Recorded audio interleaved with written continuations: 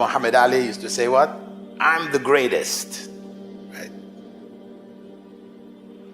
When I met him in Riyadh, Alzheimer's had already set in, and he had difficulty speaking, but slowly he could speak. He said to me, you know, the best thing that ever happened to me was Alzheimer's. Yeah. If that hadn't happened to me, I would have gone to my grave thinking I was the greatest,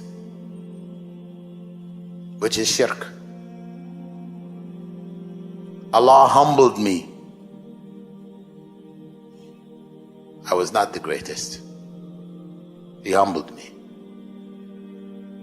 So at that time, he told me that he used to do the da'wah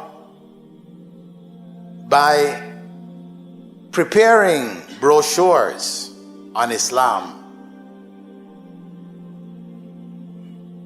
the night before any events that he was invited to.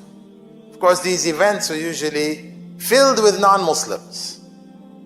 So he would spend the night before or 2 days before just signing these brochures, which were explaining what is Islam,